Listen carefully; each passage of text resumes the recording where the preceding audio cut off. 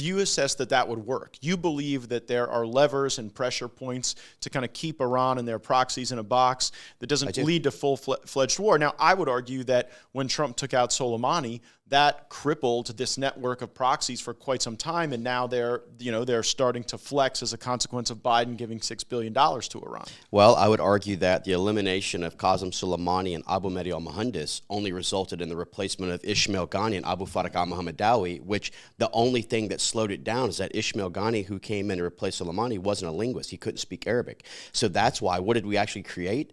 We had the General Secretary of Lebanon, Hassan Nasrallah, who leads Hezbollah, basically have his son marry Qasem Soleimani's daughter, thereby giving him more political power of the Ayatollah and creating Kataib Hezbollah, who's responsible for the majority of the attacks on us in Iraq.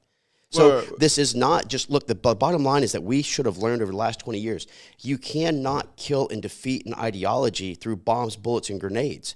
That is not how ideological beliefs exist. That is not how these people become radicalized. This is exactly what happens when we simplify foreign policy, especially foreign policy as it pertains to the Middle East, to the idea that we changed something in the Middle East. We made something better.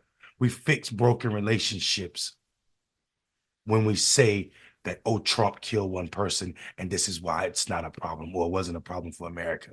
And because Biden gave $6 billion to Iran, then we are weak on Iran. What we're talking about here are Iranian funds that were in a South Korean account that they couldn't access for a lot of technical reasons. This was an account set up by the previous administration. They did it with South Korea and 7 other countries under what's called a significant reduction exception program. It was a way to discourage countries from importing Iranian oil. Now, the Iranians couldn't get that account unfrozen. They couldn't get access to that money. So what we're talking about doing is moving that account to a country like Qatar where they can get access to it, but only for discrete, limited, and narrow humanitarian purposes. And the United States and Qatar and aid organizations will have the right to veto any withdrawal requests to make sure that it's going to the Iranian people and not to the regime. The regime won't get a dime of this. Let's be clear, and people need to hear this.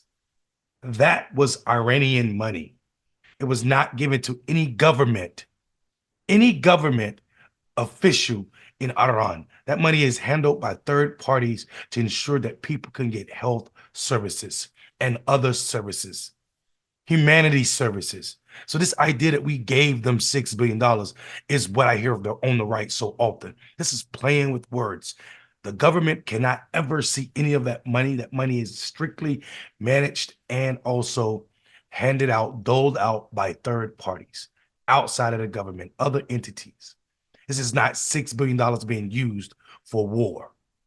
And this idea that we really know what's going on in foreign policy is made tougher because of stupid politicians like Gaetz. People like Gaetz and Trump are willing to say, as soon as something happened, that the reason it's happened is because America is weak on foreign policy or weak on our adversaries, when in actuality, we are not weak. Sometimes I think we overreact. And what was perfectly said in the video is that you cannot bomb out ideology. It is not how you're going to erase ideology. It is not why people are radicalized. I don't understand why America does not understand this when she has radicalized white racists, white nationalists since the beginning of this country. And there's not been any bombs, not even the Civil War could erase that ideology. It only made it stronger. So I'm so confused and have Matt Gaetz, who sometimes delve in and party with white nationalists and their beliefs, don't understand that a bomb from the Civil War or a bomb from a drone will not ill radicalization of any population, not the white ones here and not the terrorists there. So if we really want to get rid of terrorism, we should get serious about it, starting at home. I'm Mondale Robinson. Don't be a terrorist anywhere. Peace.